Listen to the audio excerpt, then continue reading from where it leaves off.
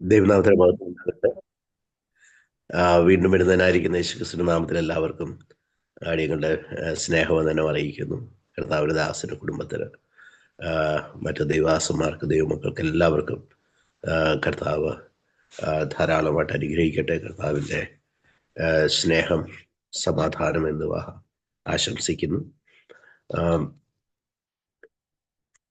ഞങ്ങളിവിടെ കുരുക്ഷേത്രയിൽ ഞാൻ വന്ന സമയത്ത് ഒരിക്കലൊരു ഞങ്ങളൊരു 6 മാസം ആരുമായിട്ട് ഞങ്ങൾക്ക് ബന്ധമില്ലായിരുന്നു എന്ന് വെച്ചാൽ ഞങ്ങൾക്ക് പുറത്ത് ഭാഷ അറിയത്തില്ല, ആൾക്കാരുമായിട്ട് പരിചയമില്ല, അടുത്ത അയൽവക്കത്തുകാരുമായിട്ട് ജസ്റ്റ് പരിചയങ്ങളൊക്കെ ആയി വരുന്നതേ ഉള്ളൂ. അങ്ങനെ ഇരിക്കുമ്പം ഒരു ദൈവദാസൻ ഞങ്ങൾ താമസിക്കുന്നിടത്ത് വന്നു. ഇവിടെയുള്ള അടുത്തുള്ളതാണ്. നാരംഗ എന്ന പാസ്റ്ററുടെ പേര്. അദ്ദേഹം ഇന്ന് ദൈവസന്നെ വിശ്രമിക്കുകയാണ്. അപ്പം അദ്ദേഹം വീട്ടിൽ വന്നു. അപ്പം ഞാൻ അദ്ദേഹത്തിന് എനിക്ക് മുമ്പ് അറിയാം.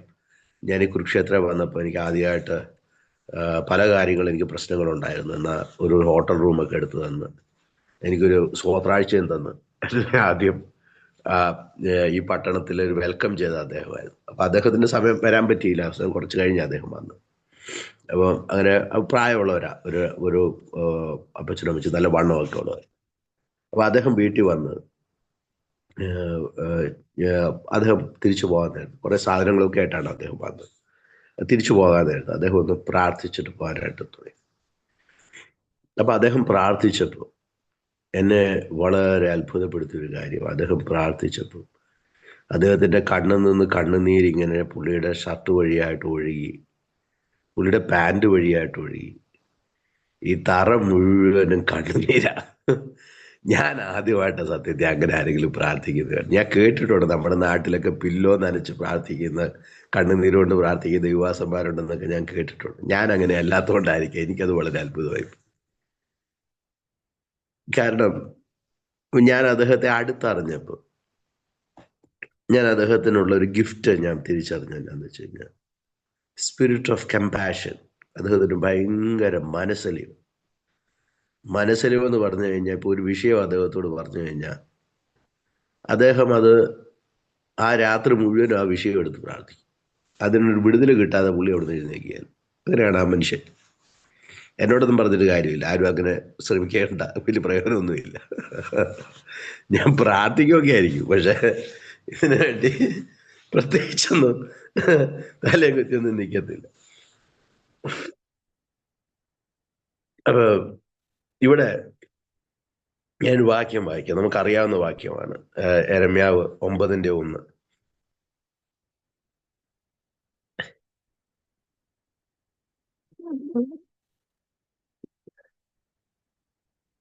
യെരമ്യാവ് 9:1. അയ്യോ, എന്റെ ജനത്തിന്റെ പുത്രിയുടെ നിഹതന്മാർ നിമിത്തം രാവും പകലും കരയേണ്ടതിന് എന്റെ തല വെള്ളവും എന്റെ കണ്ണുനീരുറവും ആയിരുന്നെങ്കിൽ കൊള്ളാമായിരുന്നു. യെരമ്യാവ് നമുക്കറിയാം പ്രാർത്ഥനയിൽ അത്ര മോശമല്ലാത്ത ഒരാളാണ്. എന്നാൽ യെരമ്യാവിന്റെ പ്രാർത്ഥനയുടെ വിഷയം തന്നെ വളരെ വ്യത്യസ്തമായ വിഷയമാണ്. പുള്ളി പറയാണ്, എൻ്റെ ജനത്തിന്റെ പുത്രിയുടെ നിഹിതന്മാർ നിമിത്തം. ഇത് ദൈവത്തെ റെപ്രസെന്റ് ചെയ്തുകൊണ്ട് പറയുന്നതായിട്ടാണ് അദ്ദേഹം പറയുന്നത്. കാരണം എൻ്റെ ജനത്തിന്റെ പുത്രി എന്ന് പറയുന്നത് യെരമ്യാവിന്റെ ജനത്തിന്റെ പുത്രി ഒന്നും, ദൈവത്തിന്റെ ജനത്തിന്റെ പുത്രി. So as A prophet of God, ഒരു ദൈവത്തെ റെപ്രസെന്റ് ചെയ്തുകൊണ്ട്, ദൈവത്തിന്റെ മനസ്സ് വെളിപ്പെടുത്തിക്കൊണ്ട് യെരമ്യാവ് പറയുന്ന വാക്കുകളാണ് ഇവിടെ എഴുതിയത്. അദ്ദേഹം പറയാണ്, അയ്യോ എൻ്റെ ജനത്തിന്റെ പുത്രിയുടെ നിഹിതന്മാർ നിമിത്തം രാവും പകലും കരയേണ്ടതിന് എൻ്റെ തല വെള്ളവും എൻ്റെ കണ്ണുനീരുറവുമായിരുന്നെങ്കിൽ കൊള്ളായിരുന്നു എന്ന് പറഞ്ഞു കഴിഞ്ഞാൽ അത് വെറുതെ പറഞ്ഞതല്ല. കാരണം അവർ കടന്നു പോകുന്ന പ്രശ്ന സങ്കീർണം, ഇതിനകത്ത് അതിൻ്റെ 8:14 വാക്യം എഴുതിയിരിക്കുന്നത് ഇങ്ങനെയാണ്: നാം അനങ്ങാതിരിക്കുന്നത് എന്ത്? കൂടി വരുവിൻ, നാം ഉറപ്പുള്ള പട്ടണത്തിൽ ചെന്ന് അവിടെ നശിച്ചു പോവുക. നാം യഹോവയോട് പാപം ചെയ്യുകൊണ്ട് നമ്മുടെ ദൈവമായ യഹോവ നമ്മെ നഞ്ചുവെള്ളം കുടിപ്പിച്ച് നശിപ്പിച്ചിരിക്കുന്നു. എന്ന് വെച്ചാൽ ബാബിലോണിൽ പോകുന്ന കാര്യം ഈ പറയും. ഇനി വേറെ വഴിയൊന്നുമില്ല. ബാബിലോണിൽ അടിമത്തത്തിന് പോകുമല്ലാതെ വേറെ വഴിയില്ല. അവിടെ എഴുതിയിരിക്കുന്നത്, നാം സമാധാനത്തിനായി കാത്തിരുന്നു, എന്നാൽ ഒരു ഗുണവും വന്നില്ല. രോഗശമനത്തിനായി കാത്തിരുന്നു, എന്നാൽ ഇതാ ഭീതി. അവിടെ വൈദ്യന്മാരൊന്നും ഇല്ലാഞ്ഞിട്ടല്ല. അതിന്റെ 22-ാം വാക്യത്തിൽ വായിക്കുന്ന ഗിലെയാദിൽ സുഗന്ധ വൈദ്യം ഇല്ലയോ എന്ന് ചോദിച്ചു കഴിഞ്ഞാൽ ഉണ്ടെന്ന് അതിന്റെ അർത്ഥം. പിന്നെ ഉണ്ടായിട്ട് എന്താ ഇങ്ങനെയൊക്കെ സംഭവിക്കുന്നത്? അവിടെ വൈദ്യൻ ഇല്ലയോ? എൻ്റെ ജനത്തിന്റെ പുത്രിക്ക് രോഗശമനം വരാതെ ഇരിക്കുന്നത് എന്ത്? പ്രവാചകന്മാരില്ലാഞ്ഞിട്ടല്ല, പുരോഹിതന്മാരില്ലാഞ്ഞിട്ടല്ല, അവരുടെ അടിസ്ഥാനപരമായ പ്രശ്നത്തെ മനസ്സിലാക്കി ട്രീറ്റ് ചെയ്യാൻ ആളില്ല എന്നുള്ളത്. അവിടെ എന്താണ് ശരിക്കുമുള്ള പ്രശ്നം? ശരിക്കും അവരുടെ റിയൽ പ്രോബ്ലം എന്ത്? ഇന്ന് നമ്മുടെ ശരിക്കുമുള്ള പ്രശ്നം എന്താ? നമുക്ക് ജോലിയില്ലാത്തതാണോ? നമുക്ക് അല്ലെങ്കിൽ അസുഖമുള്ളതാണോ? എന്താണ് നമ്മുടെ ശരിക്കും അടിസ്ഥാനപരമായ പ്രശ്നം? നമുക്കറിയാം, നമുക്കിപ്പോൾ കഴിഞ്ഞിടയിൽ നമ്മൾ കേട്ടു, ഓൾറെഡി കേരളത്തിൽ രാഷ്ട്രീയത്തിലും ബന്ദിഗോസുകാർ അത്ര മോശമല്ലാത്ത ഒരു നിലയിലേക്ക് എത്തിയിരിക്കും. ഇനിയിപ്പോൾ നമ്മൾ എവിടെയൊക്കെ ചെല്ലുമെന്ന് ദൈവത്തിന് മാത്രം അറിയാം. അപ്പൊ അങ്ങനെയുള്ള ഒരു നിലയിൽ എൻ്റെ ഒരു സ്നേഹിതൻ പറഞ്ഞു, ഇനിയിപ്പം നമ്മൾ ദൈവത്തിലുള്ള ആശ്രയമൊക്കെ വിട്ട് നമ്മൾ ഇനി രാഷ്ട്രീയത്തിൽ ആശ്രയിക്കുമെന്ന് പറഞ്ഞു. ഞാൻ പറഞ്ഞു, അങ്ങനെയൊന്നും അല്ലേ, നമ്മുടെ ഇനി ആശ്രയം കൂടത്തേ ഉള്ളൂ. ഇനിയിപ്പോൾ ഇതിനു വേണ്ടി പ്രത്യേക പ്രാർത്ഥന ഉപവാസമൊക്കെ നമ്മൾ നടത്തും.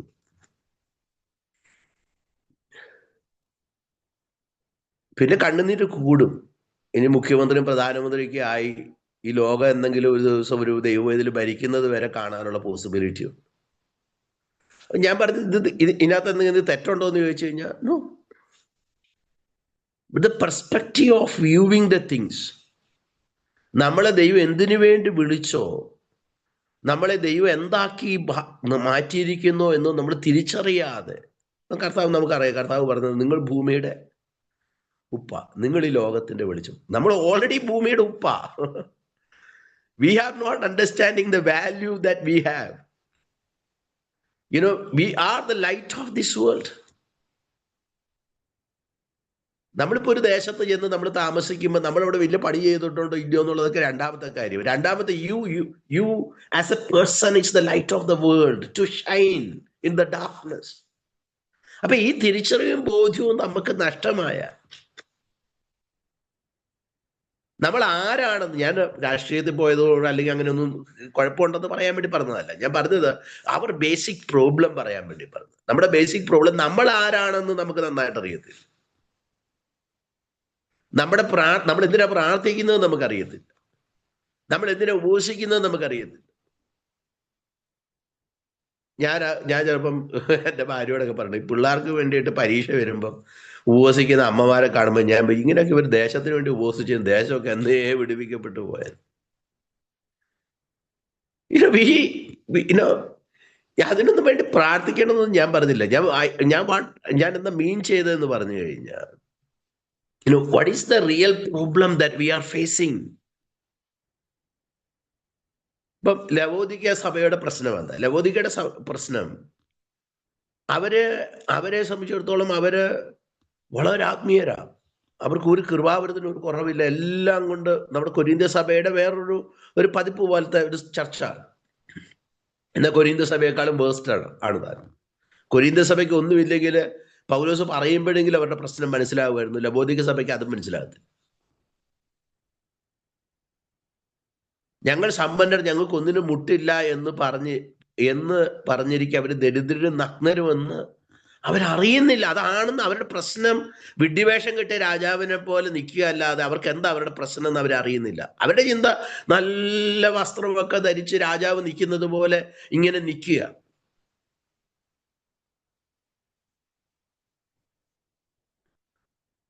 കാരണം ഞങ്ങൾക്കൊന്നിനും ഒരു കുറവില്ലല്ലോ. നമ്മുടെ നാട്ടുഭാഷ പറഞ്ഞ് വെച്ചടി കയറ്റമാണല്ലോ ഉണ്ടാകുന്നത്. ഒരു കുറവ് വരുന്നില്ല, വെച്ചടി കയറ്റമാണ്.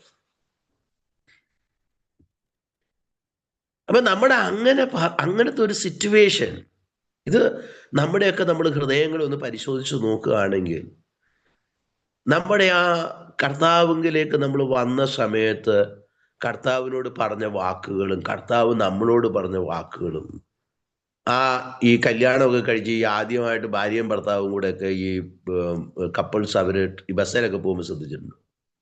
അവരുടെ ചിന്ത ബസ് വേറെ ആരുമില്ല എന്ന് പറഞ്ഞതുപോലെ അല്ലായിരുന്നു നമ്മളൊക്കെ ആദ്യം കർത്താവിനോടുകൂടെ നടന്ന്. നമ്മുടെ ചിന്ത അനുസരിച്ച് ലോകത്ത് ഞാനും എൻ്റെ കർത്താവും അല്ലാതെ വേറെ ആരുമില്ല എന്ന് ധരിച്ചുകൊണ്ടിരുന്നു. പിന്നെ നമുക്ക് നാട്ടിൽ നിന്നും വീട്ടുകാരും ഒക്കെ നമ്മളോട് ഉടക്കായതുകൊണ്ട് സഭ നമുക്ക് അടുത്തൊരു വലിയൊരു വിശ്രാമ കേന്ദ്രമായിരുന്നു എന്നുള്ളതല്ലാതെ ചിന്തിച്ചാൽ നമുക്ക് കർത്താവും നമ്മളുമാണ് ലോകത്തെ ഏറ്റവും വലിയ, നമ്മൾ അങ്ങനെ ആയിരുന്നു നമ്മൾ ജീവിച്ചത്. അപ്പം അന്നത്തെ നമ്മളോട് പ്രവർത്തിക്കാൻ നമ്മളോട് ഇപ്പം ഞാൻ പണ്ട് എൻ്റെ അപ്പനോട് അമ്മ പറഞ്ഞു, എന്നാൽ പിന്നെ ഉദ്ദേശം ഒന്ന് സ്വത്രാഴ്ച കൊടുക്കുന്നു പറഞ്ഞു. അപ്പം എൻ്റെ അപ്പന് എത്ര സ്വത്രാഴ്ച എടുക്കണമെന്ന് അറിയാത്തതുകൊണ്ട് കയ്യിലുള്ളതെല്ലാം കൂടി എടുത്തങ്ങ് കൊടുത്തു. ഏത് എന്ന് ഞാനപ്പം പണ്ടത്തെ നടന്ന സംഭവം പപ്പ ലോകം വിട്ടുപോയി. ഞാൻ പറഞ്ഞതാണ്, ഈ രക്ഷിക്കപ്പെട്ട് വരുമ്പോൾ നമുക്ക് പലതും അറിയത്തില്ല, എന്തോ ചെയ്യണമെന്നൊന്നും അറിയത്തില്ല. പക്ഷെ വേറെ കാര്യമുണ്ട്, അന്ന് ചെയ്തതെല്ലാം ഓൾ ഹാർട്ടഡ് ആയിട്ടാണ് ചെയ്തത്. അതാണ് ഞാൻ പറഞ്ഞു വന്നില്ല. We had a wholehearted devotion towards the Lord, and അതുകൊണ്ട് നമുക്കൊരു കുറവും വന്നിട്ടുമില്ല. ഇതെല്ലാം കൂടെ അപ്പനെടുത്ത് കൊടുത്തോണ്ട് അപ്പനെ പട്ടിയിട്ട് എടുക്കാനൊന്നും പോയൊന്നുമില്ല. നമുക്കൊന്നും സംഭവിച്ചിട്ടില്ല. We were growing, we were progressing, we were really rejoicing, we were really having that abundance of life, we were really extolling in the Lord. കാശില്ലാതിരുന്ന സമയത്ത് ബന്ധിക്കോസിലെ അപ്പച്ചന്മാരും അമ്മച്ചിമാരൊക്കെ നൃത്തം ചെയ്യുമായിരുന്നു. ഇന്ന് നൃത്തം ചെയ്യാൻ പഠിക്കേണ്ട അവസ്ഥ വന്നേക്ക്.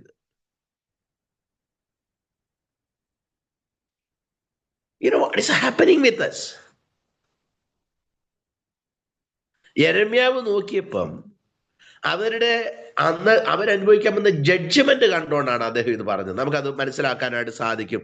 അവിടെ എഴുതിക്കുന്നതിന്റെ 16-17 വാക്യങ്ങൾ വായിക്കും.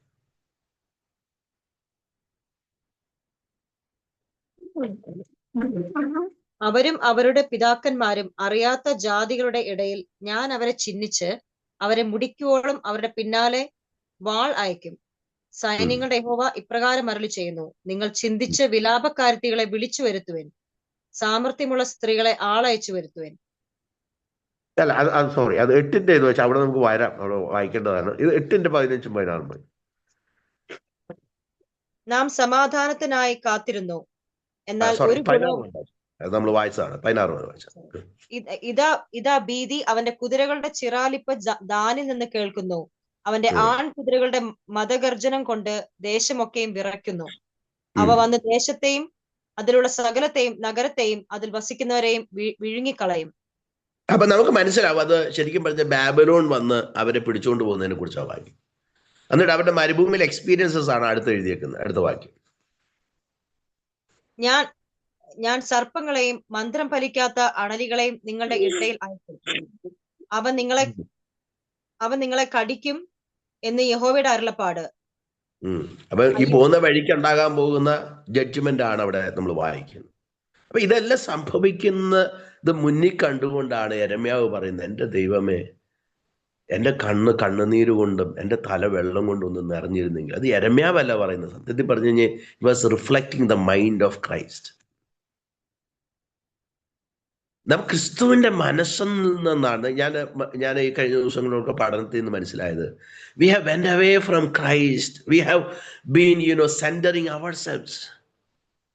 നമ്മൾ ക്രിസ്തുവിൽ നിന്ന് മാറി നമ്മളെ കേന്ദ്രീകൃതമായിട്ട് നമ്മുടെ പ്രാർത്ഥനകളും നമ്മുടെ ഉപവാസങ്ങളും എല്ലാം നമ്മൾ ശരിക്കും പരിശോധിച്ച് നോക്കിയാൽ somewhere it is centring on അവർസെൽവ്സ്.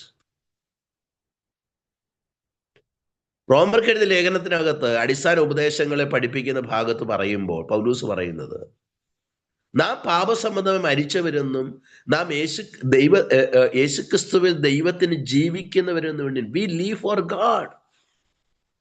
നമ്മൾ ആരാ? We are the people who are living for God.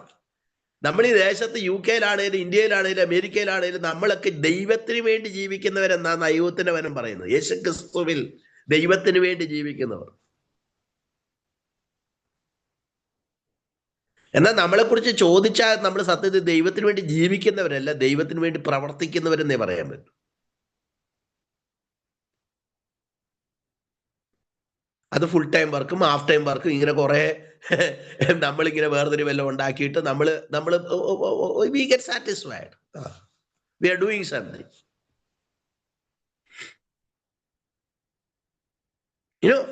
നമ്മൾ ദൈവത്തിന് വേണ്ടി ജീവിക്കുന്നവരാണ്. നമുക്ക് ക്രിസ്തു എല്ലാം ആയിരിക്കുന്നത്. അതിൽ നിന്ന് നമ്മളെ വ്യതിചലിപ്പിച്ച് നമുക്കറിയാം, സിൻ എന്ന് പറയുമ്പം നമുക്ക് ദൈവദാസന്മാർ പറയാറുണ്ടല്ലോ, ഹമാർഷ്യ എന്ന് പറഞ്ഞു കഴിഞ്ഞാൽ മിസ്സിങ് ദ എയിം.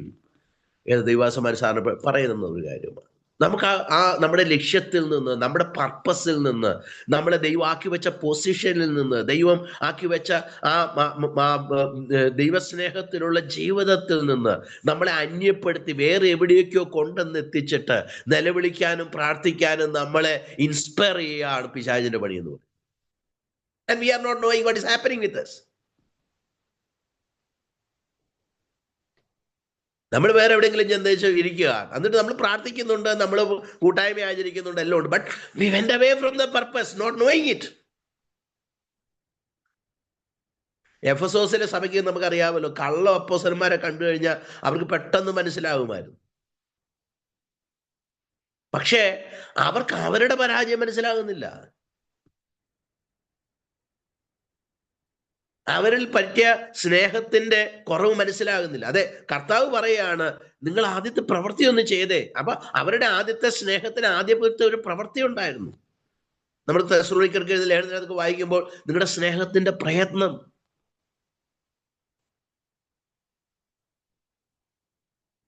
വിശ്വാസത്തിന്റെ വേല പോലെ തന്നെ ഒരു സ്നേഹപ്രയത്നം അവർക്കുണ്ടായിരുന്നു. അപ്പൊ ഈ ഒരു കാര്യം അത് നമുക്ക് വളരെ മാറിപ്പോയി. നോക്കിയേ, ഞാൻ അതിനുള്ള ബന്ധത്തിൽ തന്നെ നേരത്തെ വായിച്ച വാക്യം കൂടെ ഒന്ന് വായിച്ചിട്ട് നമുക്ക് മുന്നോട്ട് പോവാം. ഇവിടെ എഴുതിയിരിക്കുന്നത് ഇങ്ങനെയാണ്. അതിന്റെ ഇതേപോലത്തെ ഒരു വാക്യമാണ്, അതിന്റെ 15 മുതലുള്ള വാക്യം, 9:15 മുതലുള്ള വാക്യം. ഇതേ കാര്യം റിപ്പീറ്റ് ചെയ്യുന്ന വേറെ രീതിയിൽ അത് പറയുന്നതേ ഉള്ളൂ. 9:15. ബാൽ വിഗ്രഹങ്ങളെയും അനുസരിച്ച് നടന്നുകൊണ്ട് ഇസ്രായേലിന്റെ ദൈവമായ 15. ഇസ്രായേലിന്റെ ദൈവമായ സൈന്യങ്ങളുടെ യഹോവ ഇപ്രകാരം അരുളി ചെയ്യുന്നു: ഞാൻ ഈ ജനത്തെ കാഞ്ഞിരം കൊണ്ട് പോഷിപ്പിച്ച് നഞ്ചുവെള്ളം കുടിപ്പിക്കും. അവരും അവരുടെ പിതാക്കന്മാരും അറിയാത്ത ജാതികളുടെ ഇടയിൽ ഞാൻ അവരെ ചിഹ്നിച്ച് അവരെ മുടിക്കുവോളം അവരുടെ പിന്നാലെ വാൾ അയക്കും. സൈന്യങ്ങളുടെ യഹോവ ഇപ്രകാരം അരുളി ചെയ്യുന്നു: നിങ്ങൾ ചിന്തിച്ച് വിലാപക്കാരികളെ വിളിച്ചു വരുത്തുവൻ, സാമർത്ഥ്യമുള്ള സ്ത്രീകളെ ആളയച്ചു വരുത്തുവൻ. നമ്മുടെ കണ്ണിൽ നിന്ന് കണ്ണുനീർ ഒഴുകത്തക്കവണ്ണവും നമ്മുടെ കൺപോളയിൽ നിന്ന് വെള്ളം ചാടത്തക്കവണ്ണവും അവർ ബന്ധപ്പെട്ട് വിലാപം കഴിക്കട്ടെ. സിയോനിൽ നിന്ന് ഒരു വിലാപം കേൾക്കുന്നു: നാം എത്ര ശൂന്യമായിരിക്കുന്നു, നാം അത്യന്തം നാണിച്ചിരിക്കുന്നു, നാം ദേശത്തെ വിട്ടുപോയല്ലോ, നമ്മുടെ നിവാസങ്ങളെ അവർ തള്ളിയിട്ട് കളഞ്ഞിരിക്കുന്നു. എന്നാൽ സ്ത്രീകളെ ഇതെല്ലാം നമ്മൾ വായിക്കുകയാണെങ്കിൽ ഓരോരുത്തരും താന്താന്റെ കൂട്ടുകാരന് പ്രലാപത്തെ അഭ്യസിപ്പിപ്പീൻ. നിങ്ങളുടെ പുത്രന്മാരുടെ വിലാപവും ഓരോരുത്തരും താന്താന്റെ കൂട്ടുകാരന്റെ പ്രലാപം അഭ്യസിപ്പിപ്പീൻ. We need to train our children to cry. നമ്മുടെ പിള്ളേർക്ക് ഒന്നും ഇപ്പം നമുക്ക് we become satisfied. Things are going. എന്തെങ്കിലും ഒരു പ്രശ്നം വരുമ്പോൾ മമ്മി പ്രാർത്ഥിക്കണേ, ഇങ്ങനൊരു പ്രശ്നം ഉണ്ടായി. ആ പ്രശ്നം കഴിയുമ്പോൾ they are on the track.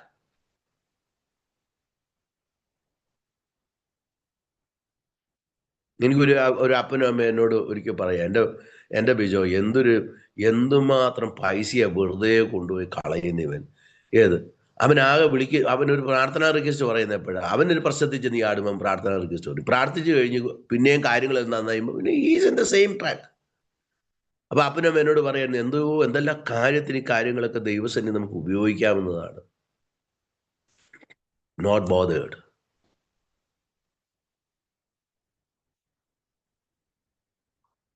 എന്താ കാര്യം എന്ന് പറഞ്ഞു, ഇന്ന് ദൈവം എന്ന് പറഞ്ഞു കഴിഞ്ഞാൽ നമ്മൾ ഈ സ്കൂട്ടറിനകത്തൊക്കെ ഈ പണ്ടൊക്കെ സ്കൂട്ടറിനകത്തും അല്ല ഇപ്പോൾ ചില വണ്ടിയിലൊക്കെ ഉണ്ടല്ലോ, കാറിനകത്തൊക്കെ ഈ സ്റ്റെപ്പിന് ഒരു ടയർ വെക്കത്തില്ല. എന്ന് വെച്ച് കഴിഞ്ഞാൽ ടയറിന് എന്തെങ്കിലും പറ്റിക്കഴിയുമ്പം അതിന് അത്യാവശ്യത്തിന് എന്ന് പറയും. ദൈവം നമുക്ക് ഇന്നൊരു സ്റ്റെപ്പിനി ആയിട്ടിരിക്കുക, ആവശ്യം വരുമ്പോൾ പൊടി തട്ടിയെടുക്കാനുള്ളൊരു സാധനം.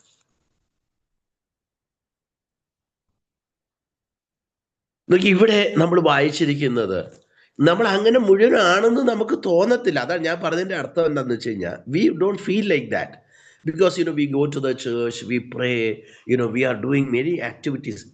Spiritual activities എന്ന് പറയുന്നത് that is not a proof of our spirituality. ഞാൻ ആലോചിക്കപ്പോൾ എൻ്റെ ഞാൻ കാത്തലിക് ഫാമിലിയിൽ നിന്ന് വന്നു. ഞാൻ ശ്രദ്ധിച്ചിട്ടുണ്ട്. എൻ്റെ അപ്പൻ്റെ ചേട്ടനൊക്കെ പള്ളിയിൽ പോകുന്ന വെച്ചാണ് ബന്ധിക്കോസുകാരും പള്ളിയിൽ പോകാറ്. രാവിലെ പുള്ളി പോകും. പുള്ളി മിക്കവാറും പള്ളിയിലാ താമസം.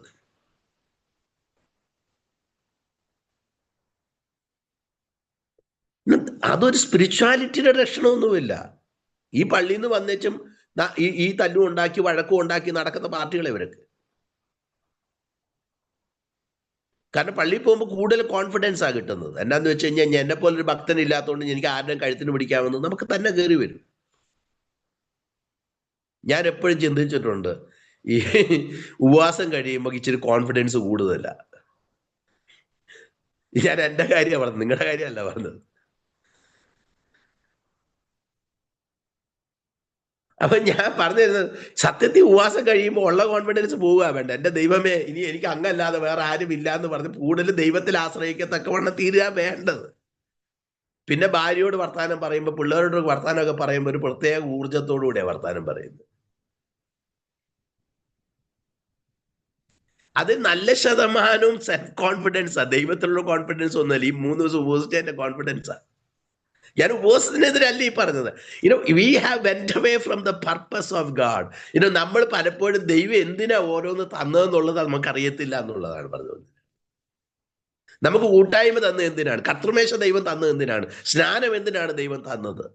അല്ലെങ്കിൽ നമുക്ക് എന്തിനാണ് നമുക്ക് ഇങ്ങനെയുള്ള ഫെലോഷിപ്സ് തന്നിരിക്കുന്നത്? എന്തിനാണ് ഈ നൈറ്റ് വിജിൽ തന്നിരിക്കുന്നത്? ഇങ്ങനെയുള്ളതിൻ്റെ പിന്നിലുള്ള യഥാർത്ഥ പർപ്പസിലേക്ക് നമ്മൾ വരിക എന്നുള്ളത് വളരെ പ്രാധാന്യമാണ്.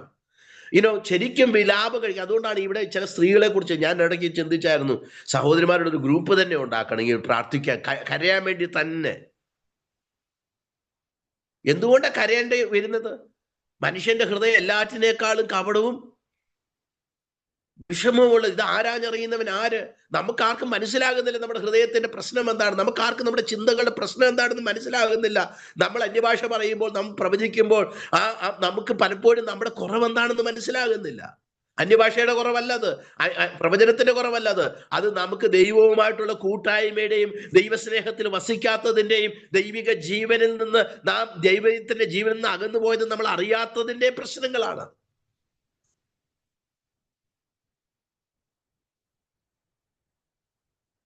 നമുക്കറിയാം. അതുകൊണ്ടാണ് നമുക്ക് ഈ ലേഖനങ്ങളൊക്കെ എഴുതുമ്പോൾ പൗലോസ്ലീഹ പഴയതുപോലെ നിങ്ങൾ ജാതികളായിരുന്നപ്പോൾ ജൈവനിൽ നിന്ന് അകന്ന് മനം തഴമ്പിച്ചവരായിരുന്നു. ഇനി അങ്ങനെ സംഭവിക്കരുത്.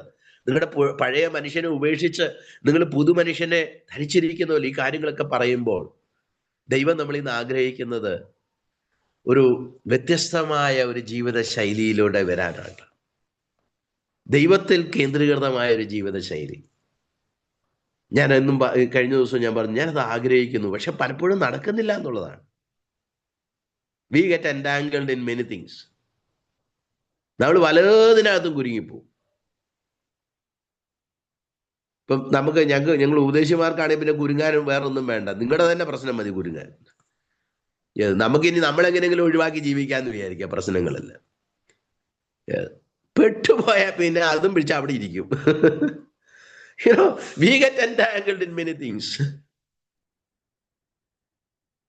അപ്പം ഈ ഒരു കാര്യം നമ്മൾ യെരമ്യാവ് അതിനെ ഫോക്കസ് ചെയ്ത് അദ്ദേഹം പറയുന്ന ഒരു കാര്യമാണ്, എൻ്റെ തലവെള്ളം പോലെ ആയിരുന്നെങ്കിൽ, എൻ്റെ കണ്ണുനീർ പോലെ, എൻ്റെ കണ്ണുനീർ കൊണ്ട് നിറഞ്ഞിരുന്നെങ്കിൽ.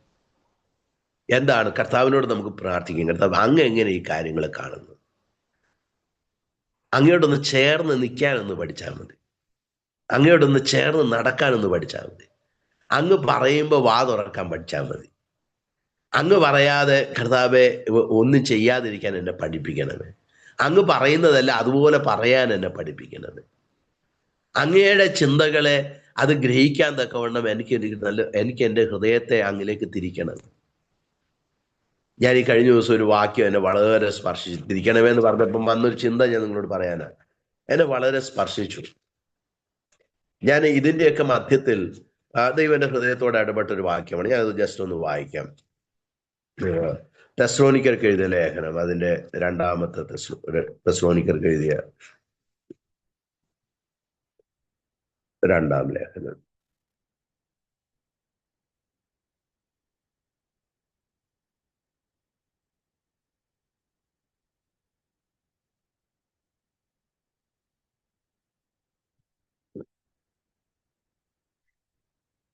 അതിന്റെ 3-ാം അധ്യായം.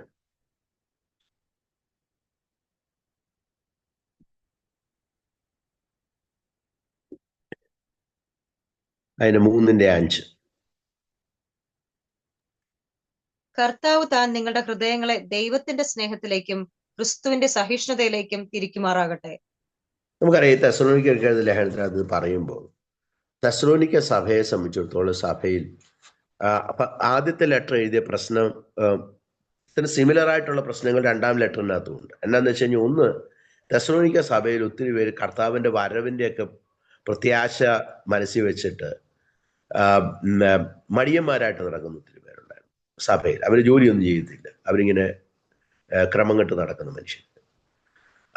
അതുമാത്രമല്ല, പ്രതികൂലങ്ങൾ ആ സമയത്ത് ഒരു വശത്ത് വർദ്ധിച്ചു വരികയും ചെയ്യുന്നു. പിന്നെ 2, നമുക്കറിയാം കർത്താവിന്റെ പ്രത്യക്ഷത സംബന്ധിച്ച് പല ഡൗട്ട്സ് അവർക്കുണ്ട്. അവർക്ക് എപ്പോഴാണ് കർത്താവ് വരുന്നത്, മരിച്ചവരുടെ കാര്യമുണ്ട്, ഇങ്ങനെയുള്ള പല പല കൺഫ്യൂഷൻസ് അവർ. അപ്പൊ അതിന്റെ മധ്യത്തിലാണ് പൗലോസ് ഈ ലേഖനം എഴുതുന്നത്. അത് നമുക്ക് 1-ാം അധ്യായവും 2-ാം അധ്യായവും 3-ാം അധ്യായം ശ്രദ്ധയോടെ വായിക്കുമ്പോൾ നമുക്കത് മനസ്സിലാക്കാനായിട്ട്. ഇപ്പൊ പൗലോസ് ഇങ്ങനെയൊക്കെ ഉള്ള കാര്യത്തിനകത്ത് ഒരു സൊല്യൂഷൻ കാണുന്നതല്ല. ആ വാക്യം ഞാനത് വായിച്ചു.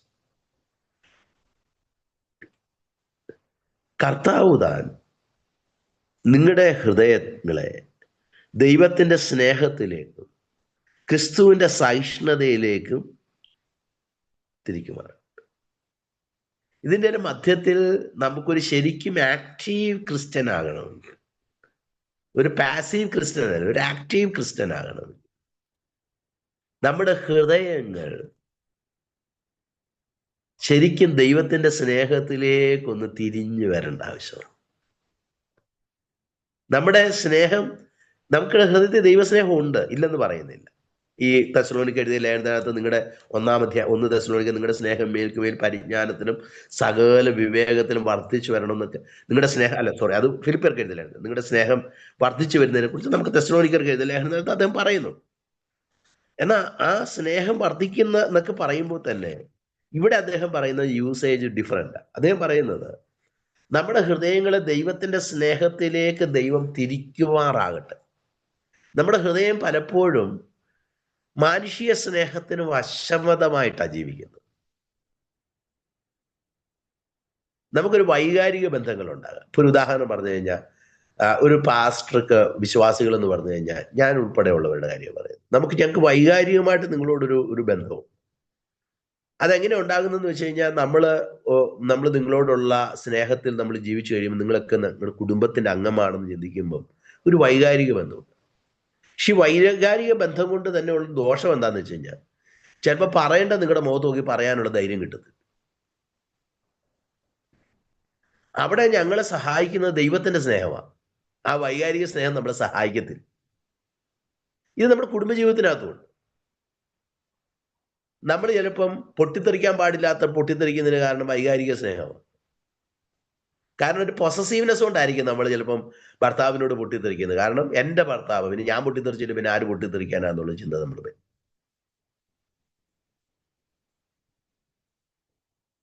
അതൊക്കെ നോർമൽ. അതൊന്നും ഞാനിത് പറഞ്ഞത് അത് സ്വാഭാവികമായിട്ടുള്ളൊരു കാര്യമാണ്.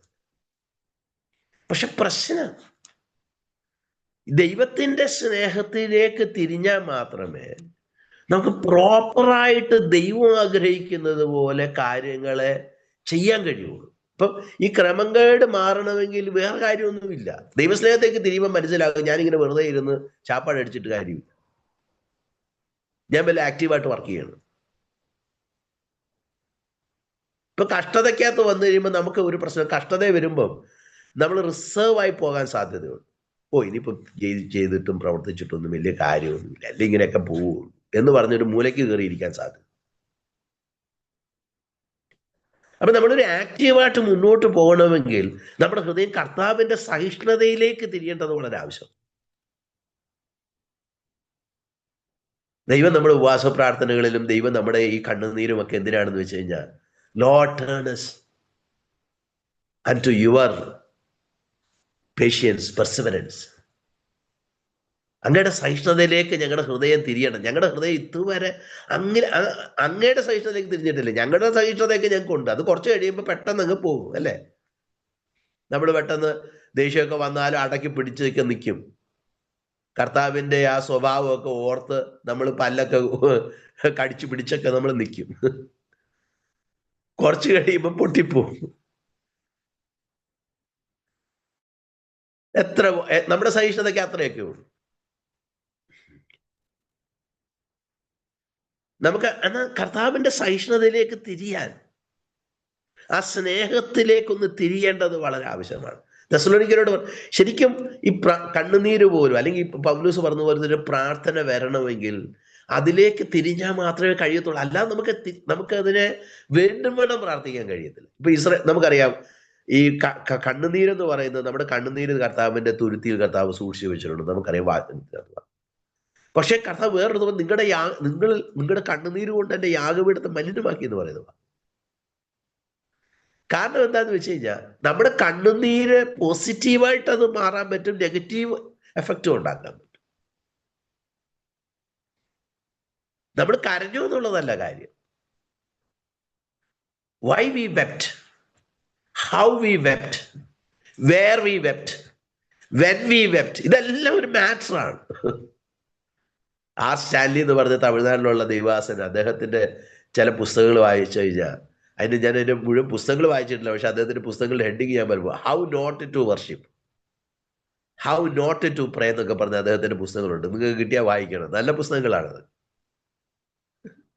നമുക്ക് സാധാരണ എങ്ങനെ പ്രാർത്ഥിക്കണമെന്നാണ് നമ്മൾ വായിക്കുന്നത്. പുള്ളി പറയുന്നത് എങ്ങനെ പ്രാർത്ഥിക്കാതിരിക്കണമെന്ന് എഴുതിയേക്കും. എന്ന് പറഞ്ഞ പോലെ എങ്ങനെ കരയാതിരിക്കണമെന്നുള്ളത് നമ്മൾ പഠിക്കണം.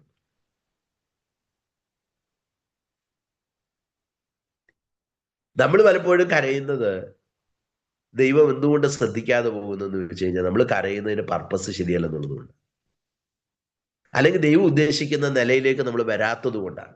ഇപ്പൊ ഒരു സുറൈഫക്കാരി സ്ത്രീ കരഞ്ഞ് പ്രാർത്ഥിച്ച് അവളുടെ ആ മകൾക്ക് വേണ്ടിയിട്ട് അപേക്ഷിച്ചപ്പോൾ ശിഷ്യന്മാർക്ക് പോലും മനസ്സലിവ് തോന്നിയിട്ട് കർത്താവിനൊരു മനസ്സലിവ് തോന്നി. കർത്താവ് പറഞ്ഞു, എൻ്റെ പർപ്പസിൽ നിന്ന് ഞാൻ മാറത്തില്ല, ഞാൻ ഇസ്രായേൽ മക്കളുടെ ആടുകളിലേക്ക് ഞാൻ അയക്കപ്പെട്ടിരിക്കുന്നത്. കർത്താവിന് മനസ്സലിവില്ലാഞ്ഞിട്ടൊന്നുമല്ല. Actually Lord was waiting that she will come to the place of humbling herself. അവളുടെ അയോഗ്യത അവൾ തിരിച്ചറിയാൻ തക്കവണ്ണമുള്ള നിലയിലേക്ക് അവൾ എത്താനായിട്ടാണ് കർത്താവ് സത്യത്തിൽ പറഞ്ഞു കഴിഞ്ഞാൽ കർത്താവ് മൈൻഡ് ചെയ്യാതിരുന്നത്.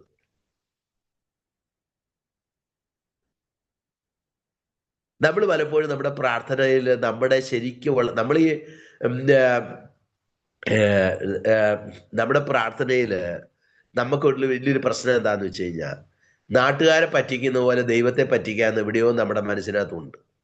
എന്നാന്ന് വെച്ച് കഴിഞ്ഞാൽ, നാട്ടുകാരൊക്കെ സുഖിപ്പിച്ച് പറഞ്ഞു കഴിയുമ്പോൾ ചിലപ്പം ചിലരൊക്കെ സുഖിപ്പിച്ച് വർത്താനം കഴിയുമ്പോൾ നമ്മൾ പറയുന്നിടത്ത് വീഴും എന്ന് പറയുന്ന പോലെ ദൈവത്തെ ചിലപ്പോൾ നമ്മൾ അഖിലാണ്ടത്തെ സൃഷ്ടിച്ചെന്നൊക്കെ പറഞ്ഞ് ഇങ്ങനെ കറങ്ങി തിരിഞ്ഞ് വരുമ്പോഴേ കർത്താവിനറിയാം ഇത് സംഭവം വഴി ശരിയല്ല എന്നുള്ളത് മനസ്സിലാവും. കാരണം എന്താന്ന് വെച്ച് കഴിഞ്ഞാൽ, ഈ അഖിലാണ്ടം മുഴുവൻ കറങ്ങേണ്ട കാര്യം ഈ പുള്ളിക്ക് ഇല്ല. പിന്നെ എന്തിനാ ഈ കറങ്ങുന്നതെന്ന് വെച്ച് കഴിഞ്ഞാൽ, അതിനകത്തൊരു ചെറിയൊരു കറക്ക് അതിനകത്തുണ്ട്. കാരണം എന്താന്ന് വെച്ച് കഴിഞ്ഞാൽ, ഇതൊക്കെ പറയുമ്പോൾ ദൈവം അങ്ങ് പ്രസാദിക്കുമെന്ന് നമ്മളങ്ങ് ചിന്തിക്കുക. കാരണം ഇത്രയും ദൈവത്തെ കുറിച്ച് ഞാനല്ലേ പറഞ്ഞുള്ളൂ, വേറെ ആരും പറഞ്ഞില്ലല്ലോ. അങ്ങനെ പറഞ്ഞത് തെറ്റൊന്നുമല്ല. പക്ഷെ the purpose, the aim, the way of our heart, our heart is so deceiving. നമുക്ക് പറയുന്ന ഇപ്പൊ നമ്മളിപ്പോ ഒരു കാര്യം, ഇപ്പം ചില ഇന്റൻഷൻസ് നമ്മൾ കാര്യങ്ങൾ ചെയ്യുമ്പം നമ്മൾ പറയുന്നത് ശരിയായിരിക്കാം, പക്ഷെ അതിന് ഇന്റൻഷൻ വലിയൊരു വിഷയമാണ്. നമുക്ക് വലിയ വിഷയമല്ല, പക്ഷെ ദൈവത്തിന് വലിയ വിഷയമാണ്. He is holy. He is so loving. He is absolute love. He is absolute holy. He cannot tolerate. എന്താ നമ്മുടെ കർത്താവും മറ്റുള്ളവരും തമ്മിലുള്ള വ്യത്യാസം എന്താ? ഞാൻ പല ഗുരുക്കന്മാരെയും, നിങ്ങളുടെ ഹരിയാന എന്ന് പറയുന്ന ആൾദൈവങ്ങളുടെ ഒരു സ്ഥലം, എന്താ യേശുവും ഈ ആൾദൈവങ്ങളും തമ്മിലുള്ള വ്യത്യാസം? He represented God. They teach about God, but he represented God. യേശു ദൈവത്തെക്കുറിച്ച് പഠിപ്പിച്ചിട്ടുണ്ട്. പക്ഷെ യേശു ദൈവത്തെക്കുറിച്ച് പഠിപ്പിച്ചു എന്നുള്ളതല്ല യേശുവിന്റെ പ്രത്യേകത. ദൈവത്തെ, തന്റെ ഏകജാതനായ പുത്രൻ, തന്റെ മടിയിലെഴുന്ന പുത്രൻ വെളിപ്പെടുത്തി. In his intention, his attitudes, his thoughts, everything was going in relation with the living God. അതാ നമ്മൾ കർത്താവിൽ നമ്മൾ കാണുന്നത്. നമ്മൾ എന്താ കർത്താവിൽ അട്രാക്റ്റഡ് ആയി പോയത്? നമ്മൾ എന്താ ഈ സ്നേഹത്തിൽ വീണ് പോയത്? കാരണം ഈ സ്നേഹം പോലെ ഒരു സ്നേഹം വേറെ ലോകത്തില്ല. ഈ സഹിഷ്ണുത പോലെ ഒരു സഹിഷ്ണുത നാം എങ്ങും കാണത്തില്ല. ഈ രാത്രിയിൽ നിങ്ങൾ അവിടെ ഇരിക്കാൻ നിങ്ങളെ പ്രേരിപ്പിച്ച ഘടകം എന്താണ്? പൗലോസ് പറഞ്ഞ പോലെ ക്രിസ്തുവിന്റെ സ്നേഹം എന്നെ നിർബന്ധിക്കുന്നു. എല്ലാവർക്കും വേണ്ടി ഒരുവൻ മരിച്ചിരിക്കും, എല്ലാവരും മരിച്ചു. ഇനി ജീവിക്കുന്നവർ തങ്ങൾക്കായിട്ടല്ല, തങ്ങൾക്ക് വേണ്ടി മരിച്ചിട്ട് ഉയർത്തനായിട്ട് തന്നെ ജീവിക്കേണ്ടതാകുന്നു എന്ന് ഞങ്ങൾ നിർണയിച്ചിരിക്കുന്നു. ഞങ്ങൾക്കൊരു കാര്യം പറഞ്ഞു, ജീവിച്ച യേശുവിന് വേണ്ടി ജീവിക്കണം, ഞങ്ങൾക്ക് വേണ്ടി ജീവിക്കണം. ഞാൻ ജോലി ചെയ്താൽ, ഞാൻ പഠിച്ചാൽ, ഞാൻ കുടുംബജീവിതം നയിച്ചാൽ, ഞാൻ സഭാ ശുശ്രൂഷ നടത്തിയാൽ, എനിക്ക് യേശുവാണ് എന്റെ centre of life. there is nothing apart from him and he is altogether my life. അവനാണ് എന്റെ ജീവൻ. അതുകൊണ്ടാണ് കൊലോസ്യരിൽ നിന്ന് വായിക്കുന്നത് നമ്മുടെ ജീവനായ ക്രിസ്തു എന്ന് പറയാൻ കാരണം ക്രിസ്തുവിനെ പിരിഞ്ഞ് നമുക്കൊരു ജീവനില്ല. അപ്പൊ ഈ ഒരു വസ്തുത നമുക്ക് കാണാനായിട്ട് സാധിക്കും. പൗലോസ് തെസ്സലോനിക്കരോട് അതുകൊണ്ടാണ് പറയുന്നത്, ക്രിസ്തുവിന്റെ സ്നേഹത്തിലേക്കും സഹിഷ്ണുതയിലേക്കും ഒന്ന് തിരിഞ്ഞാൽ മാത്രമേ പ്രോപ്പറായിട്ട് നമുക്ക് കാര്യങ്ങൾ ചെയ്യാനും മനസ്സിലാക്കാനും ഇതിന് നമ്മുടെ ഇവാലുവേഷൻസ് കറക്റ്റ് ആകത്തും. പലപ്പോഴും ഉള്ളൊരു വലിയൊരു പ്രശ്നം, ദൈവത്തെക്കുറിച്ചുള്ള പരിജ്ഞാനത്തിൽ നമ്മൾ വളരെ പുറകിലാണ്. അത് എന്തുകൊണ്ടാണ് അങ്ങനെ പുറകിലാകുന്നതിന് കാരണം ദൈവത്തോട് ചേർന്ന് നടക്കാത്തത് കൊണ്ടാണ്. ദൈവത്തെ നമ്മൾ കേട്ടാൽ പോലും നമുക്ക് ആവശ്യമുള്ളത് കേൾക്കുക, അല്ലാതെ ദൈവത്തിന് പറയാനുള്ളത് കേൾക്കാത്തൊന്നുമില്ല. നമുക്ക് ആവശ്യമുള്ളത് കേൾക്കുക. അതാണെങ്കിൽ പ്രവാചകന്മാരാണെങ്കിൽ ഇതിന് നല്ല മിടുക്കന്മാരാണ്. അവരാണെങ്കിൽ നമുക്ക് ആവശ്യമുള്ളത് എന്താണെന്ന് നമുക്കറിയത്തില്ലെങ്കിൽ അവർക്ക് നന്നായിട്ട് അറിയാം. അവരതിനനുസരിച്ച് സംഭവം വന്ന് പൊട്ടിക്കും, നമ്മൾ വീഴുകയും ചെയ്യും.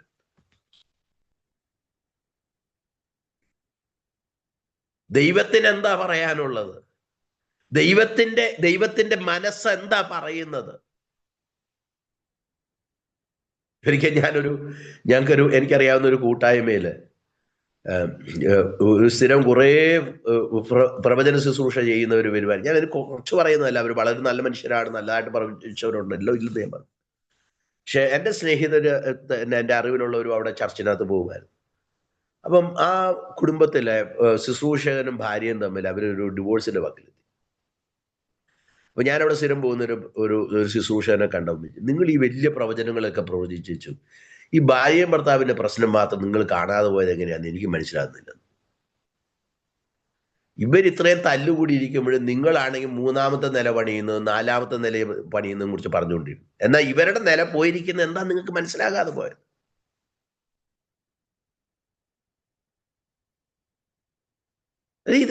Serious thing. നമ്മുടെ കാര്യം ഈ പറയുന്നത്. ഈ പ്രവാചകന്മാർ വേറെ ആരുമല്ല, നമ്മളായി പ്രവാചകൻ. നമ്മൾ കർത്താവിന്റെ പ്രവാചകന്മാരാണ്, നമ്മൾ കർത്താവിന്റെ ശുശ്രൂഷകരാണ്, നമ്മൾ കർത്താവിന്റെ മക്കളാണ്, കർത്താവിന്റെ പുരോഹിതന്മാരാണ്.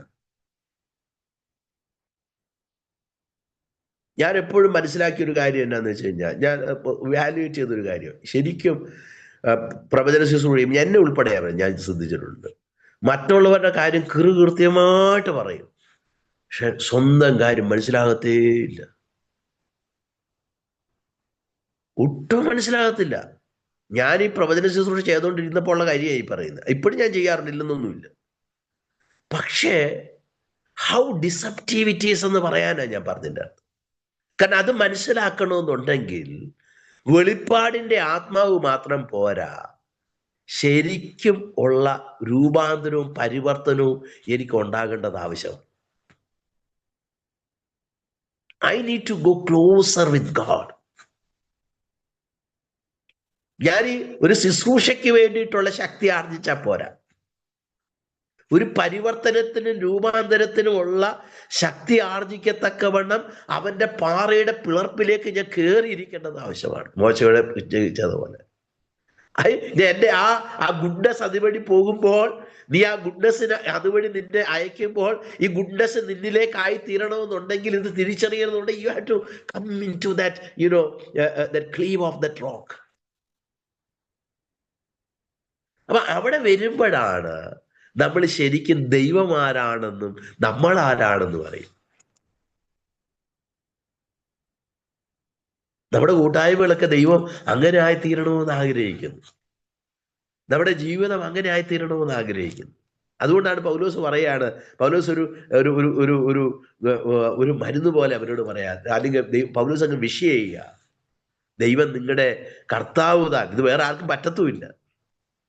നമ്മൾ ശ്രമിച്ചാൽ, ഞാൻ വിചാരിക്കും ദൈവസ്നേഹം വർദ്ധിച്ചിടാൻ വാക്കുകൾ പോരാന്ന് പറഞ്ഞ് പാടി കരയാൻ പറ്റും. പക്ഷെ ദൈവസ്നേഹത്തേക്ക് തിരിയണമെന്ന് നിർബന്ധമൊന്നുമില്ല. നമുക്ക് ഉണ്ടാക്കാൻ പറ്റത്തില്ല. ഞാൻ ശ്രമിച്ചു നോക്കിയിട്ടുണ്ട്. കുറച്ചൊക്കെ കരയാനൊക്കെ പറ്റും, പക്ഷെ ഹൃദയം നന്നാകത്തൊന്നുമില്ല. Lord, you change me, you bend me with a broken heart, with a contrite spirit. കർത്താവെ, അങ്ങയുടെ സ്നേഹത്തിലേക്ക്, കർത്താവിന്റെ സഹിഷ്ണുത, ക്രിസ്തുവിന്റെ സഹിഷ്ണുതയിലേക്ക് ഞങ്ങളുടെ ഹൃദയങ്ങളെ തിരിക്കുമാറാകട്ടെ. നമ്മുടെ ഹൃദയം അതിലേക്ക് തിരിയുമ്പം ഒരു മെൽറ്റിംഗ് പ്രോസസ് ഉണ്ടാകും. നമുക്കറിയാം, നമുക്ക് രണ്ട് തരത്തിലുള്ള കാര്യം ഞാൻ വർഷങ്ങൾക്ക് മുമ്പ് എൻ്റെ ഒരു സ്നേഹിതൻ പ്രസംഗിച്ച് ഞാൻ കേട്ടു. ഒന്ന് മോൾഡും, പിന്നെ രണ്ട് മോഡലും. അപ്പൊ അദ്ദേഹം പറഞ്ഞത്, മോഡൽ എന്ന് പറഞ്ഞാൽ എന്നാന്ന് വെച്ച് കഴിഞ്ഞാൽ, നമ്മളൊരു മാതൃക അനുസരിച്ച് ജീവിക്കുന്നതിന്റെ മോഡൽ. ഇപ്പൊ ക്രിസ്തു നമുക്ക് ഒരു മാതൃക വെച്ചിട്ട് പോയി. എന്ത് ചെയ്യണമെന്ന് വെച്ച് കഴിഞ്ഞാൽ, ശകാരത്തിന് പകരം ശകാരിക്കാതെയും, ഭീഷണം പറയാതെയും ന്യായമായി വിധിക്കുന്നതിൽ പരമേൽപ്പിക്കും. നമുക്കെല്ലാം ആ മോഡൽ വലിയ ഇഷ്ടമാണ്, നമ്മളതെല്ലാം ആഗ്രഹിക്കുന്ന കാര്യമാണ്. അങ്ങനെ ശകാരിക്കണമെന്ന്, ശകാരിച്ചാലും ശകാരിക്കരുത് എന്നൊക്കെ ആഗ്രഹിക്കുന്നവരാ. പക്ഷെ നമുക്കറിയാം, നമുക്ക് പുറത്തുള്ളത് വിട്ട് നമ്മുടെ പെരയ്ക്കകത്ത് തന്നെ നമുക്ക് ഇതൊന്നും പിടിച്ചാൽ കിട്ടുന്ന കാര്യമൊന്നുമല്ല. നമുക്ക് നമ്മളെ കൊണ്ട് പറ്റുന്നില്ല. അതെന്താ പറ്റാത്തതിന് കാരണം എന്ന് പറഞ്ഞു കഴിഞ്ഞാൽ, we are trying to do it, but we are not able to do it. കാരണം ആ മോഡൽ നല്ലതാ, നല്ല മോഡലാ കർത്താവ് നമുക്ക് വെച്ചിരിക്കുന്നത്. പക്ഷെ we are not able to do it എന്ന് പറഞ്ഞു കഴിഞ്ഞാൽ, കർത്താവിന്റെ മനസ്സിലേക്ക് നമ്മുടെ മനസ്സായിട്ടില്ല. ആശയം കയറിയിട്ടുണ്ട്, മനസ്സായിട്ടില്ല. ഈ ചിന്തകളെല്ലാം നല്ലതാണെന്ന് കയറിയിട്ടുണ്ട്, പക്ഷെ മനസ്സായിട്ടില്ല. ആവണ്ണം, എന്നിട്ടാ പറഞ്ഞത്, ആവണ്ണം ഭാര്യമാരെ ഭർത്താക്കന്മാർക്ക് കീഴടങ്ങി, ഭർത്താക്കന്മാരെ ഭാര്യമാർക്ക് ബഹുമാനം കൊടുക്കും. ഈ ആവണ്ണം എന്നുള്ള വേർഡ് അത് വളരെ പ്രാധാന്യം. കാരണം മോളിൽ പറഞ്ഞിരിക്കുന്ന ഈ കാര്യമായിട്ട് ലിങ്ക്ഡ് ആയിട്ടോ താഴെ. പക്ഷെ നമ്മളെ കൊണ്ട് കഴിയുന്നില്ല. ആവണ്ണം ഭർത്താക്കന്മാർക്ക് കീഴടങ്ങിയിരിക്കണം എന്ന് പറഞ്ഞു കഴിഞ്ഞാൽ, ഭാര്യമാരെ സംബന്ധിച്ചിടത്തോളം ചൂടുവെള്ളത്തിൽ വീഴുന്ന പോലെ. എങ്ങനെ നടക്കുന്ന കാര്യമാണ്? ഇയാൾക്ക് കീഴടങ്ങിയിരുന്ന പണി പൂട്ടുമെന്ന് എല്ലാവർക്കും അറിയാം. അപ്പൊ ഞാൻ പറഞ്ഞത്, it's we feel very impossible. നമുക്കറിയാമല്ലോ, ഭാര്യമാർക്ക് ബഹുമാനം കൊടുപ്പിന്നൊക്കെ പറഞ്ഞാലും പേടിയാണ്. കാരണം ബഹുമാനം കൊടുത്തു വല്ല നമ്മുടെ തലയുടെ മണ്ടയ്ക്ക് കയറിയാലൊന്ന് പേടിച്ചിട്ട് ബഹുമാനമൊക്കെ അതിന്റെ പരുവത്തിനൊക്കെയാണ് കൊടുത്ത് നമ്മളൊക്കെ പോകും. ഈ ഒരു ഇഷ്യൂസിനെ നമ്മൾ മാനേജ് ചെയ്യാൻ നമുക്ക് അടുത്ത അദ്ദേഹം പറഞ്ഞ കാര്യം മോൾഡ് എന്ന് പറഞ്ഞ കാര്യം. മോൾഡ് എന്ന് പറഞ്ഞു കഴിഞ്ഞാൽ, നമുക്കറിയാം, ഒരു അച്ച് ഒരു സാധനം ഉണ്ടാക്കുകയാണെങ്കിൽ അതിൻ്റെ ഒരു മോൾഡ് ഉണ്ടാക്കിയിട്ട് അതിനകത്തോട്ട് ഇത് ഉരുക്കി ഒഴിച്ച് കഴിയുമ്പോൾ ഇത് ആ ഷേപ്പിലായിത്തീരും. പിന്നെ ആ സാധനം എന്തിനു വേണ്ടി ഉപയോഗിക്കണമോ അതിനു വേണ്ടി അതിന് ഉപയോഗിക്കാൻ പറ്റും. അപ്പൊ ക്രിസ്തുവാകുന്ന മോൾഡിലേക്ക് നമ്മളൊന്ന് ശരിക്കും ഒന്ന് ഉരുകി ഒഴിക്കപ്പെട്ട് അതുപോലായി മാറണം. I think walking in steps, in his steps എന്ന് പറഞ്ഞൊരു പണ്ട് നോവലുണ്ട്. ഇൻ ഹിസ് സ്റ്റെപ്സ്, ഒരു പഴയ ക്ലാസിക്കൽ നോവല്. അതായത് ഒരു സഭ രൂപാന്തരപ്പെട്ടതും പാസ്റ്ററുടെ ഒരു പഠിപ്പീര് കൊണ്ടാണ്. നമ്മൾ ക്രിസ്തുവായിരുന്നെങ്കിൽ എന്നാണ് അദ്ദേഹത്തിന്റെ സബ്ജക്ട്. അപ്പൊ ഈ സ്ഥാനത്ത് ക്രിസ്തുവായിരുന്നു. ഞാൻ കഴിഞ്ഞിടയിൽ അത് കേട്ടു. അപ്പം അതിന്റെ ഇതിവൃത്തം ഇതാണ്. എനിക്ക് ഒന്നൊരു പാസ്റ്ററും കണ്ടൊരു ചർച്ചിൽ ചെന്നപ്പോൾ അടുത്ത പാസ്റ്റർ ആകാൻ പോകും. അപ്പം പഴയ പാസ്റ്റർ പോയി, പുതിയ പാസ്റ്റർ. അപ്പം ഇദ്ദേഹം എന്ത് ചെയ്യുന്ന വെച്ച് കഴിഞ്ഞാൽ, ഒരു ദരിദ്രവാസിയുടെ രൂപമൊക്കെ എടുത്ത് ഒരു ഭിക്ഷക്കാരനെ പോലെ കണ്ടും അവിടെ വന്നിരുന്നു. ആൾക്കാരും മൈൻഡ് ചെയ്തില്ല. അത് മാത്രമല്ല, അവർ പറഞ്ഞു ഇവിടെ ഈ നാറിയ ഡ്രസ്സൊക്കെ ഇട്ടുകൊണ്ട് നിൽക്കാതെ ഇവിടെ വലിയ വിശുദ്ധന്മാർ വരുന്ന സ്ഥലമായതുകൊണ്ട് അവരവിടുന്ന് പുള്ളിയെടുത്ത് മാറ്റി. അവസാനം പാസ്റ്റർ പിന്നെ പാസ്റ്ററുടെ രൂപത്തിൽ വന്നപ്പോൾ ഭയങ്കര റെസ്പെക്റ്റും ഭയങ്കര ആദരവും ഒക്കെ കിട്ടി. അപ്പൊ അങ്ങനെ ആ ഒരു ഇതിവൃത്തത്തിൽ ആ നോവൽ പോകുന്നു. അപ്പൊ അദ്ദേഹം അങ്ങനെ ആ ചർച്ചിനെ പഠിപ്പിച്ചൊരു കാര്യമാണ്, we are walking in his steps and we need to walk in his steps, but we need to be molded in Christ. എന്നാൽ ഈ കണ്ണുനീരൊക്കെ ഒറിജിനൽ കണ്ണുനീരാവുള്ളൂ. നമ്മുടെ ഒരു കണ്ണുനീര് പോലും വേസ്റ്റ് ചെയ്യാനുള്ളതല്ല, നമ്മുടെ നഷ്ടപ്പെടുത്തി കളയാനുള്ളതല്ല. God has a great purpose with us. നമുക്ക് ആ ഒരു മോൾഡിലേക്ക് നമുക്കൊന്ന് ഉരുകി, നമുക്ക് ചിലപ്പോൾ തോന്നുന്നു എൻ്റെ ദൈവം ഇത് ഭയങ്കര പാടാ, എന്നെ എന്തിനാ ഇത്ര ഉരുക്കുന്നത്, എന്തിനാ എനിക്ക് ഇത്ര അതിനുള്ള ശക്തി ഉണ്ടോ, എനിക്ക് ഇത്ര അതിനുള്ള കഴിവുണ്ടോ, നീ എന്തിനാ എന്നെ ഇങ്ങനെ ഉരുക്കുന്നത്? കർത്താവ് പറയാണ്, I want you to be like me. യെരമ്യാവിലൂടെ ദൈവം കരയുന്നത് പോലെ കരയണമെന്നുണ്ടെങ്കിൽ, ദൈവം ചിന്തിക്കുന്നത് പോലെ, പൗലോസ് പറഞ്ഞ പോലെ നാമോ ക്രിസ്തുവിന്റെ മനസ്സുള്ളവരാകുന്നു എന്ന് പറയുന്നത് പോലെ മനസ്സുള്ളവരായി ജീവിക്കണമെന്നുണ്ടെങ്കിൽ, we need to be melted. നമ്മളൊരു ഇംഗ്ലീഷിനകത്ത് ഒരു പാട്ടുണ്ടല്ലോ, break me mold, melt me and mold me എന്ന് പറഞ്ഞൊരു ഇംഗ്ലീഷിലൊരു പാട്ട്. Break me lord, melt me lord, mold me lord. നമ്മൾ അതേ അച്ചിലേക്ക്, ക്രിസ്തുവാകുന്ന അതേ അച്ചിലേക്ക് നമ്മളെ വാർന്നു ക്രിസ്തുവിനെ പോലെ ആയിത്തീരുവാൻ. നമുക്കതിനുള്ള പ്രാപ്തിയില്ല, നമുക്കതിനുള്ള കഴിവില്ല. പ്രസംഗിക്കാനൊക്കെ എളുപ്പമാണ്, പക്ഷേ when we go through the process we find it very difficult. But there God's glory rests, there God's power rests, there really the love of God flows, there the perseverance of Christ is manifested. അപ്രകാരമുള്ളൊരു നിലയിലേക്ക് വരുവാനും കരഞ്ഞ് കണ്ണുനീരോടെ ദൈവമുഖം അന്വേഷിപ്പാനും ഒക്കെ കർത്താവ് നമ്മെ സഹായിക്കുമാറാകട്ടെ. Thank you.